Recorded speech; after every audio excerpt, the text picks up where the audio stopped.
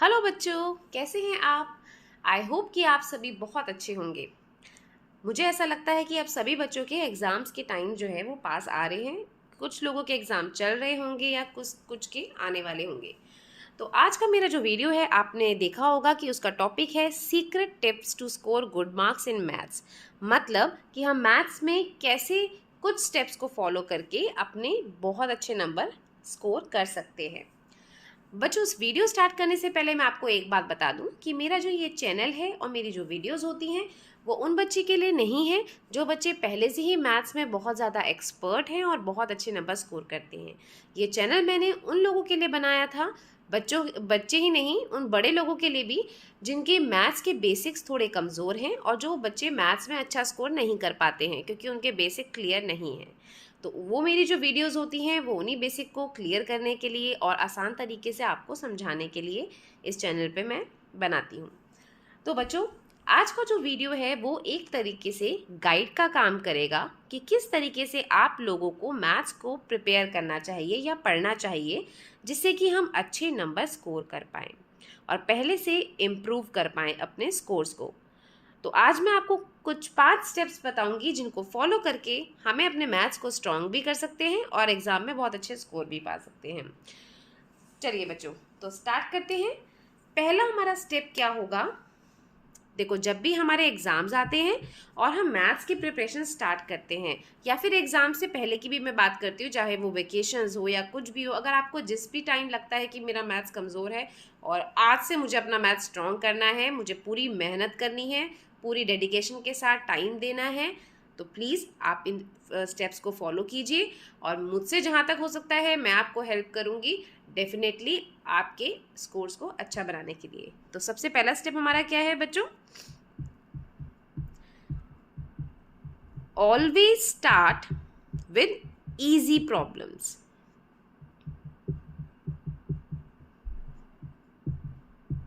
With easy problem. और मेरे channel पे ऐसा कुछ भी नहीं है बच्चों कि हिंदी वाले बच्चे नहीं आ सकते या इंग्लिश वाले बच्चे नहीं आ सकते। मैं कोशिश करती हूँ कि उस भाषा में आपको इजी तरीके से समझा पाऊँ जिसमें कि दोनों ही बच्चे आराम से समझ पाए। देखो, तो इसका मतलब क्या हुआ कि हमें हमेशा आसान क्वेश्चन से स्टार्ट करना चाहिए।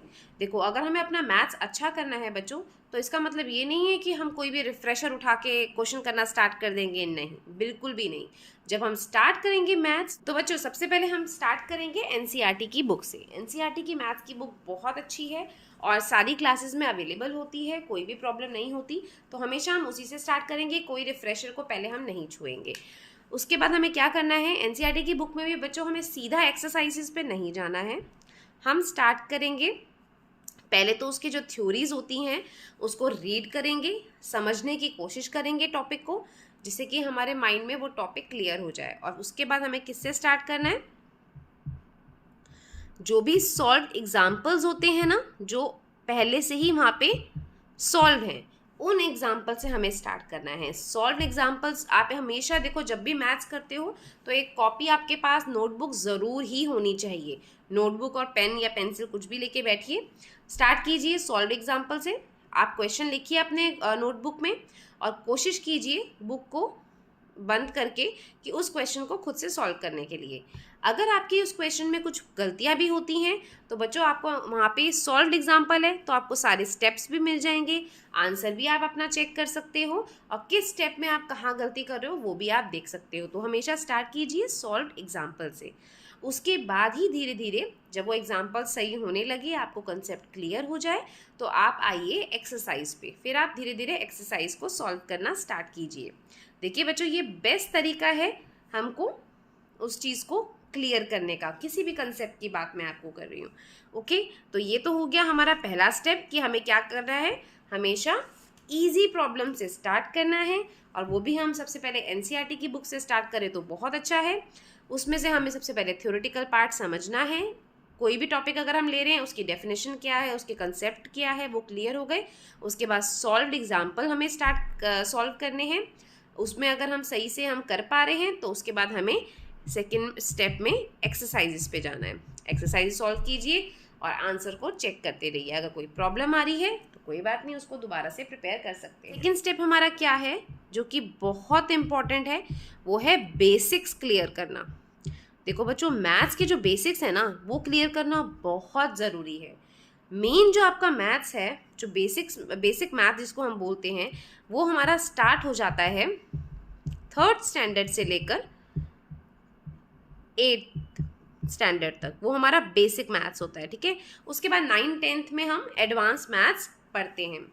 तो जब अगर आपका मैथ्स कमज़ोर है तो हमेशा आपके पास 3rd से लेकर 8th स्टैंडर्ड की एनसीईआरटी की बुक कभी भी आप साल के एंड होने पे ना रद्दी पे मत दिया कीजिए, उसको अपने पास रखिए संभाल के, ओके। क्योंकि उसमें जो स्टार्ट होता है ना वो बेसिक से स्टार्ट होता है। जैसे एडिशन है तो एडिशन का बिल्कुल जो बेसिक है वो हम स्टार्ट कर देते हैं। फर्स्ट सेकंड में आपको नॉर्मल सम्स समझाए जाते हैं, उसके बाद सेकंड या थर्ड स्टैंडर्ड से आपको बेसिक जो प्रॉब्लम सम्स होते हैं या थोड़े से डिफिकल्ट टाइप ऑफ सम्स होते हैं वो आने शुरू हो जाते हैं। मतलब मैं आपको एग्जांपल दे रही हूँ, ऐसी अगर आपको एलजेब्रा है, एलजेब्रा स्टार्ट करना है तो देखिए वो 5th या 6th स्टैंडर्ड से, 6th स्टैंडर्ड से बेसिकली आपका एलजेब्रा जो है वो 6th स्टैंडर्ड से स्टार्ट हो जाता है, तो वो बिल्कुल बेसिक है।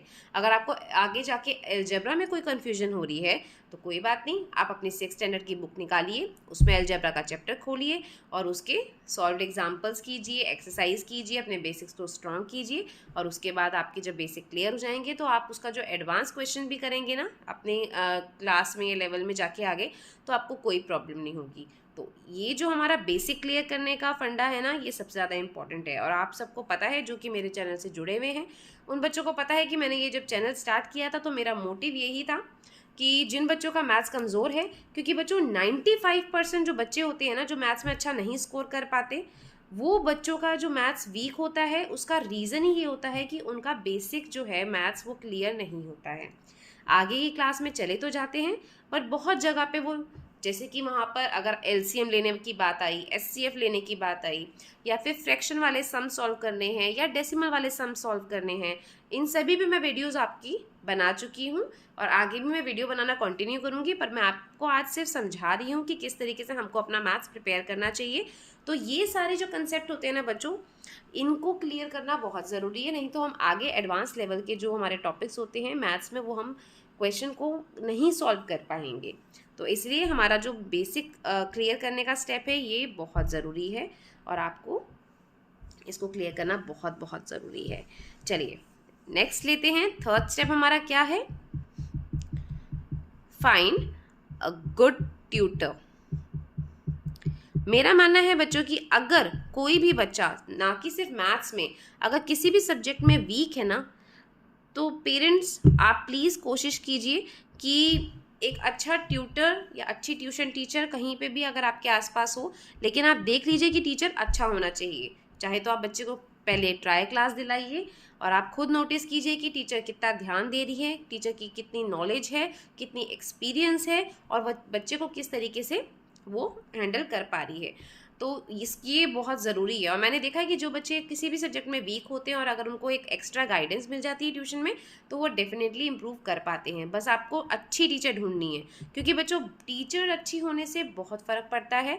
बहुत सारे ऐसे टॉपिक या सब्जेक्ट्स होते हैं जहाँ पे अगर आपकी टीचर अच्छी है, आपको वो सब्जेक्ट नहीं भी अच्छा लगता ना, टीचर इतने इंटरेस्टिंग तरीके से आपको समझाती है कि आप डेफिनेटली उसमें सब्जेक्ट में ऑटोमेटिकली ना आपका इंटरेस्ट जो है वो डेवलप होना शुरू हो जाता है और आप उसको लाइक करना, क्योंकि अगर आपको कंसेप्ट क्लियर होगा, सारी प्रॉब्लम्स आपकी क्लियर होंगी, तो आपको खुद ही इंटरेस्ट आएगा आगे नई चीज़ सीखने के लिए। तो मेरा ये मानना है कि एक अच्छी ट्यूशन टीचर ढूंढिए। और अगर जो पेरेंट्स नहीं अफोर्ड कर सकते या कोई बच्चा नहीं अफोर्ड कर सकता तो भी कोई प्रॉब्लम नहीं है।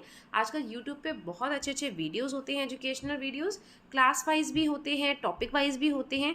आप अपने बच्चे को कोई अच्छा सा वीडियो देख के वहाँ पर भी सब्सक्राइब कर सकते हैं चैनल को और आप उसको वहाँ पे गाइडेंस दिलवा सकते हैं। क्योंकि स्कूल में क्या होता है कि वहाँ पे टीचर जो होती है, वहाँ पे बहुत सारे क्लास में बच्चे होते हैं, बहुत सारी क्लासेस उनको लेनी होती है, बहुत सारा बर्डन होता है उनके ऊपर।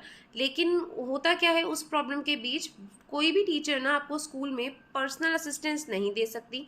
वो हर बच्चे की पर्सनल प्रॉब्लम जो होती है किसी भी क्वेश्चन से रिलेटेड या किसी टॉपिक से रिलेटेड, वो एक एक बच्चे की सॉल्व नहीं कर सकती हैं। और आई थिंक बच्चों में भी ना थोड़ा सा शाइनेस होता है कि पूरी क्लास के बच्चों के सामने मैंने अगर ये क्वेश्चन में इतना बेसिक चीज़ पूछ ली तो बच्चे क्या बोलेंगे, बच्चे हंसेंगे। तो आई थिंक मेरा मोटिव यही था ये चैनल स्टार्ट करने का, कि कोई भी अगर आपकी छोटी से छोटी क्वेरी है या कोई प्रॉब्लम है जो कि आप स्कूल में नहीं पूछ सकते, शर्माते हो, तो आप मेरे कमेंट सेक्शन में पूछ के मुझसे पूछ सकते हो। और अगर नहीं तो कोई प्रॉब्लम नहीं है, अगर आपकी कोई ट्यूशन टीचर है और बहुत अच्छी है तो आप उनसे भी डिस्कस करके अपने डाउट्स क्लियर कर सकते हो। तो बच्चों ये था हमारा थर्ड स्टेप। तो आई थिंक सारे बच्चे इस बात से तो सहमत होंगे ना कि मैथ्स में जो बेसिक रोल है वो है मेन फार्मूलाज का। तो आपको सारे के सारे फार्मूलेज अच्छे से रटे होने चाहिए, इसमें कोई भी डाउट नहीं है। और सबसे अच्छा तरीका क्या है फार्मूला रटने का? जब भी आप मैथ्स की प्रैक्टिस करते हैं, अगर आप बहुत सारी प्रैक्टिस करते हैं ना, तो फॉर्मूले आपको वैसे भी याद होते जाएंगे। और नहीं याद होते हैं तो बेस्ट है कि आप एक फार्मूला शीट प्रिपेयर कीजिए जिसके अंदर आपके कोर्स के सारे फॉर्मूले लिखे हों। और उस शीट को आपको क्या करना है, जहाँ पे भी आप पढ़ाई करते हो, अगर आपका कोई रूम है तो वहाँ पे अलमीरा पे पेस्ट कर सकते हो, स्टडी टेबल है तो वहाँ पे पेस्ट कर लो। और एक फॉर्मूला शीट को हमेशा अपने पास रखो, अपने बैग में, पॉकेट में, कहीं पे भी, ओके। जो कि जब भी आपको फ्री टाइम मिलता है, क्लास में, स्कूल में भी अगर कोई फ्री पीरियड मिलता है, यहाँ पे आप खाली बैठे हो, बोर हो रहे हो, तो आप उस शीट को बाहर निकाल सकते हो और उन फॉर्मूलोज को देख सकते हो। आप डेली अगर उसको ऐसा रूल बना लोगे ना, देखते रहोगे, तो आपको वो बाय हार्ट बहुत अच्छे से लर्न हो जाएंगे। क्योंकि बच्चों मैं आपको सच बताऊं, मैथ्स के पेपर में अगर आपने क्वेश्चन सॉल्व किया और आपने सही फॉर्मूला अप्लाई किया तो, और लेकिन आपका बाय चांस किसी कैलकुलेशन मिस्टेक की वजह से आंसर गलत आ रहा है, तो भी बच्चों आपको एग्जामिनर जो है वो कुछ मार्क्स ज़रूर देगा। तो फॉर्मूलाज लर्न होना बहुत इम्पॉर्टेंट है। एंड उसके बाद आता है आपका फिफ्थ स्टेप, जो कि है लास्ट स्टेप, और वो है सेल्फ स्टडी।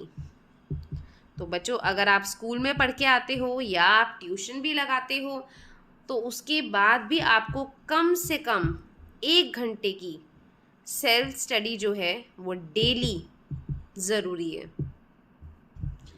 उसके बिना बात नहीं बन सकती। किसी भी सब्जेक्ट की बात आप कर लो, मैं आपको बोलूं कि अगर आपने स्कूल में कोई टॉपिक समझा या फिर आपने ट्यूशन टीचर से अपना कोई टॉपिक क्लियर कर लिया जिसमें कि आपको बहुत अच्छे से वो टॉपिक समझा दिया गया है, अब आपको क्या करना है, जब तक आप घर पे आके उस टॉपिक को खुद से सॉल्व नहीं करोगे तब तक आपको कॉन्फिडेंस ही नहीं आएगा कि ये मैं कर सकता हूँ या कर सकती हूँ। तो आई थिंक बच्चों 1 घंटा तो आपको डेली मैथ्स को देना ही चाहिए। 1 घंटा अगर आप प्रैक्टिस करेंगे ना, और खासकर जो टॉपिक आप अभी अभी नया सीख के आए हो अपनी क्लास में, उस टॉपिक को आके घर पे ज़रूर रिपीट कीजिए, खुद से क्वेश्चन निकालिए, खुद से प्रैक्टिस कीजिए 1 घंटा बैठ के। तो डेफिनेटली आप में कॉन्फिडेंस भी आएगा, आपकी कैलकुलेशन भी इम्प्रूव होगी और आपका मैथ्स का स्कोर तो डेफिनेटली इम्प्रूव होगा ही होगा। तो आपके लिए यही टिप्स थी एंड आई होप कि आपको अच्छी लगी होंगी। आप इन 5 टिप्स को प्लीज़ फॉलो कीजिए और साथ साथ में बेसिक क्लियर करने के लिए मेरी वीडियोस देखिए, तो डेफिनेटली आपका मैथ्स का स्कोर ज़रूर इम्प्रूव होगा। आज की वीडियो में बस इतना ही। आई होप कि आपको आज की वीडियो का टॉपिक अच्छा लगा हो, और अगर कोई क्वेरी हो तो प्लीज़ आप कमेंट करके पूछ सकते हैं।